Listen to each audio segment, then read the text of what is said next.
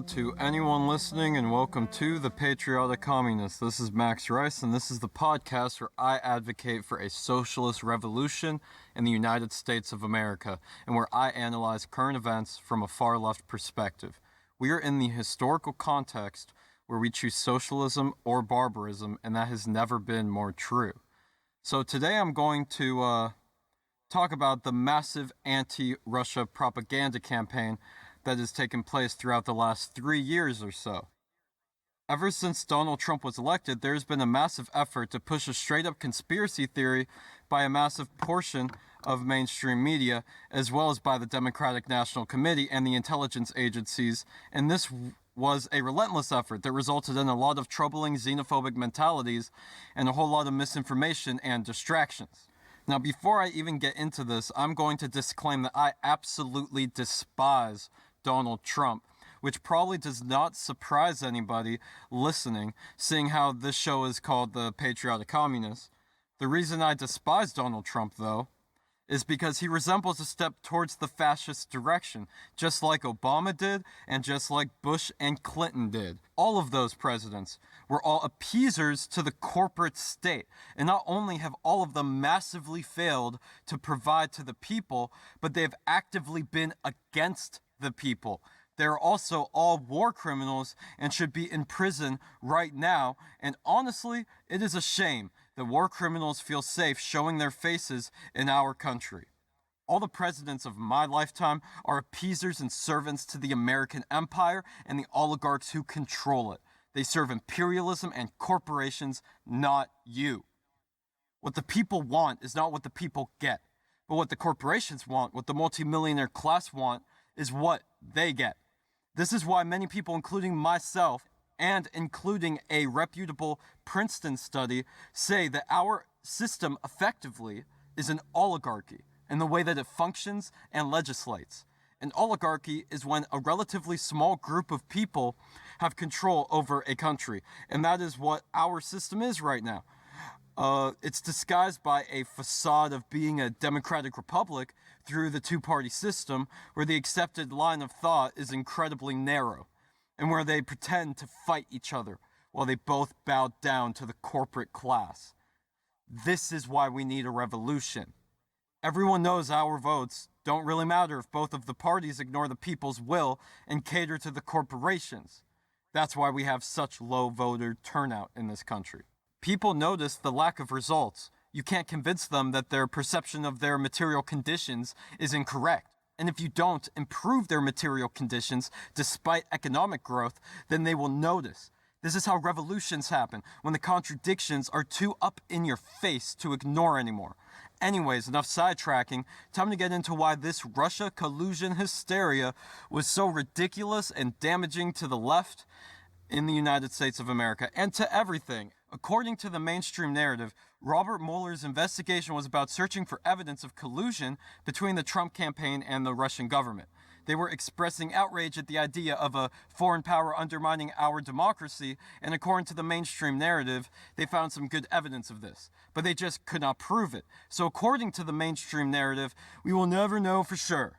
Now, time to tell you why this is absolute horse shit. One of the most critical and initial pieces of evidence that they pointed to was the WikiLeaks release of internal DNC emails, which exposed many of their lies and made an impact on public opinion on Hillary Clinton and other oligarchs. So the DNC and the mainstream media all claim that these emails were obtained by WikiLeaks through the means of the Russian government hackers, who hacked the DNC servers and handed over their findings to Julian Assange to publish in order to help Donald Trump in the 2016 presidential election. Their alleged evidence for this was the claims that were made by CrowdStrike, which is a cybersecurity company that was privately contracted by the DNC to investigate their data breach. And the reason that I'm talking about this subject this week is because this specific claim has officially fallen to pieces. There was a testimony that CrowdStrike gave to the House Intelligence Committee in December 2017, with which CrowdStrike President Sean Henry had some very damning admissions regarding their claims that Russia hacked the DNC servers during the 2016 presidential election. In this 2017 testimony, President Sean Henry made this point over and over, but he said, quote, "There's circumstantial evidence, but no evidence that they're actually exfiltrated." Exfiltration in tech talk is the unauthorized copying, transfer, or retrieval of data from a computer or server. So what this really reveals is that not only did they have no proof that this was done by Russian agent hackers, but they don't even have proof that it was in fact hacked to begin with. So this is a smoking gun, and it is by no means the only smoking gun so far in this mess. And also, this testimony was actually covered up for a long time now by Adam Schiff himself. But it has finally come to light, and it is now obvious why Adam Schiff was suppressing it. This is pretty much proof of the investigation behaving in a purposely dishonest way, and the Democratic Party purposely lying to the public about the hacks. I've made this point before, but there are no heroes in Washington, not a single one. Some of them are less criminal than others, but that is it. Donald Trump, Adam Schiff, and Robert Mueller are all criminals, and every single one of them is the enemy of the people. This is not an exaggeration. Robert Mueller was involved in the criminal launch of the Iraq War. Hundreds of thousands of innocent people dead, and billions of our tax dollars being used to do it, being drenched in blood of the third world, and Adam Schiff himself is as corrupt as they come.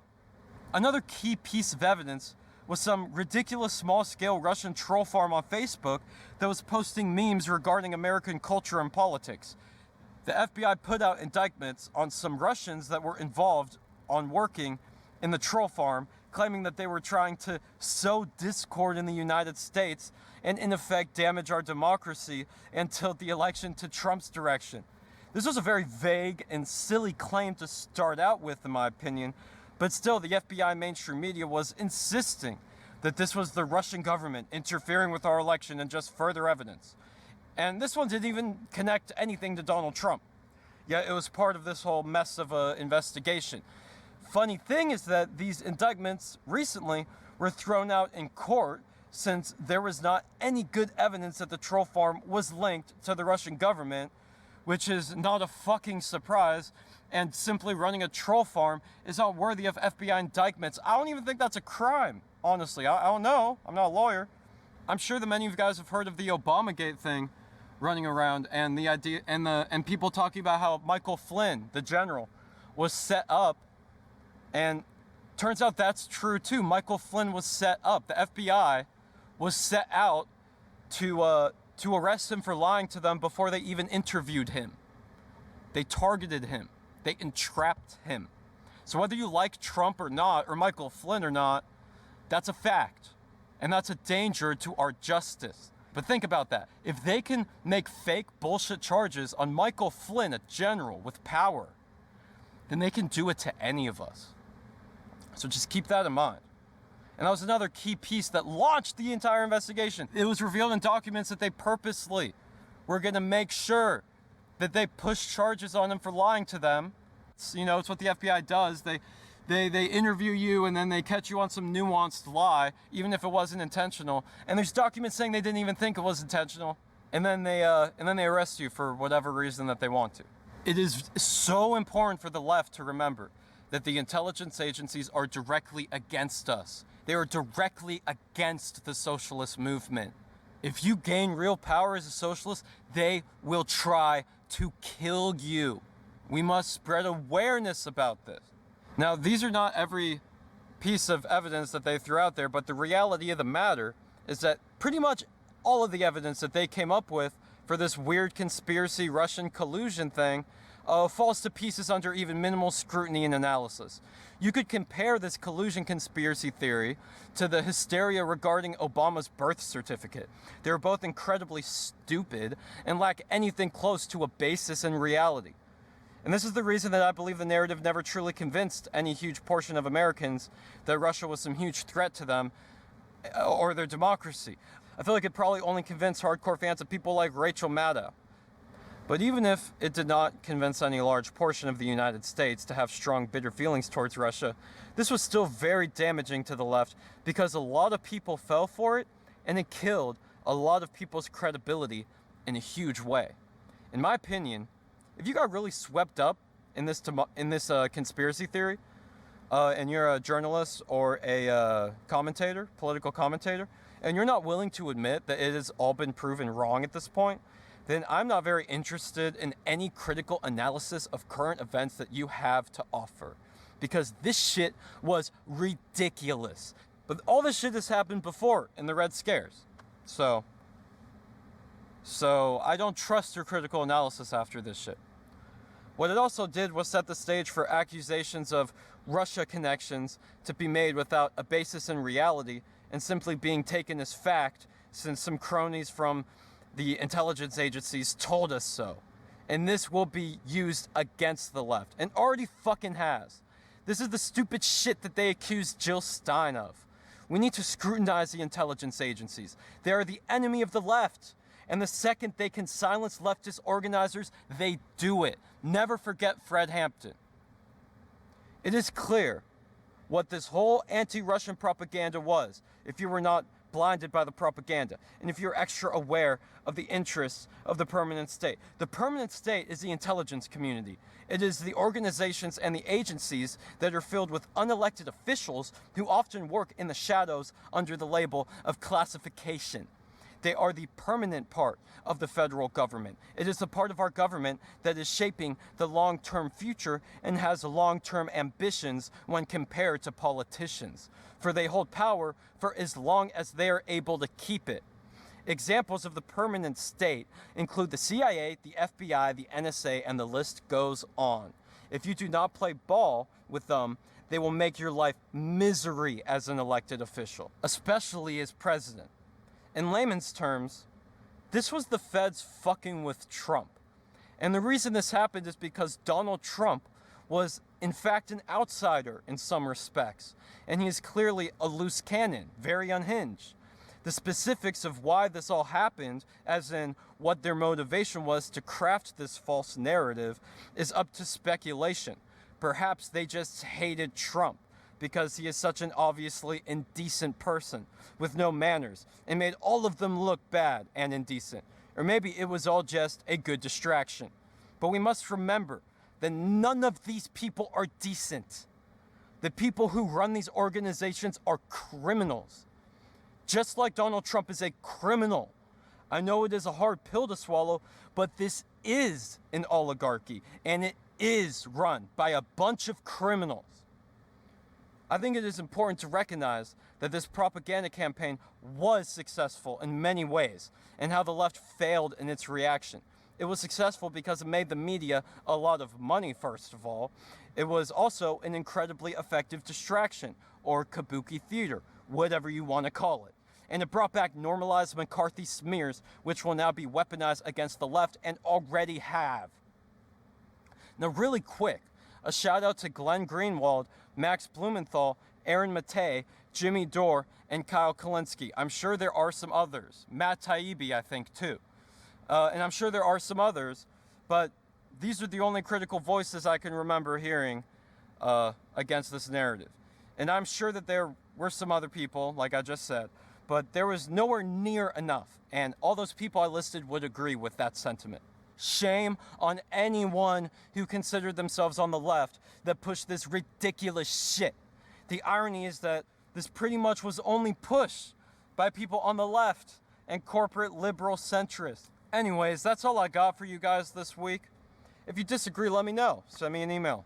Now, I don't know if y'all have noticed, but lately I've been almost exclusively talking about the news.